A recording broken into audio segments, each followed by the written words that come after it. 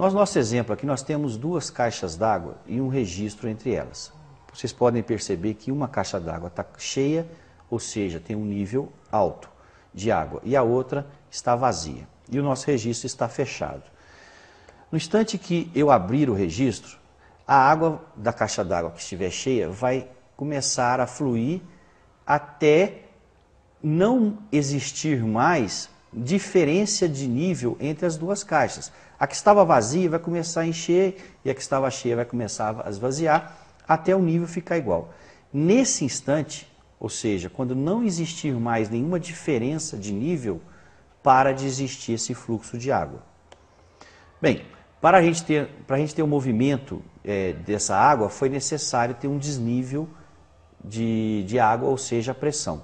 O mesmo acontece na eletricidade.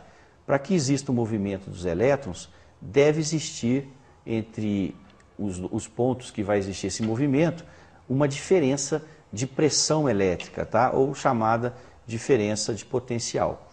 Então essa diferença, essa pressão exercida sobre o elétron, nós chamamos de tensão elétrica ou diferença de potencial.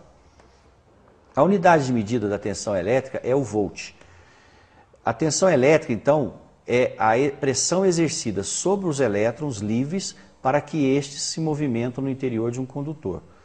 O símbolo é o V maiúsculo e a unidade é volts. Também nós trabalhamos com tensões acima de volts, 1000 volts, megavolts e abaixo.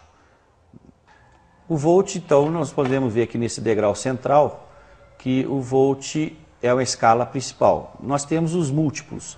Degrau subindo superior eu multiplico por 1000. Para cada degrau desse eu multiplico por 1000. Kilovolt, megavolt, gigavolt. E para cada degrau desse descendo, eu divido por 1000. Milivolt, microvolt e nanovolt. Um exemplo disso, então, 13,8 kV equivale a 13.800 volts. 34,5 kV, 34.500 volts.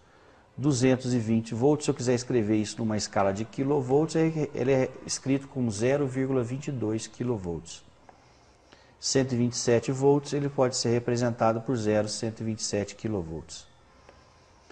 O aparelho que a gente utiliza para medir a tensão elétrica é o voltímetro. Bem, o voltímetro ele tem que ser inserido no circuito e não pode influenciar no circuito. Por isso ele tem uma resistência interna infinita. Então ele deve ser inserido em paralelo com a carga. Percebam que eu coloquei em paralelo o voltímetro aí. Os cuidados que nós temos que ter com esse equipamento, ele deve ser conectado sempre em paralelo, porque se eu conectar ele em série, o circuito deixa de funcionar. Eu devo selecionar a escala, se é tensão alternada ou se é tensão contínua, porque senão ele pode danificar. E eu não posso trabalhar com ele com o circuito desligado, senão ele não vai medir nada.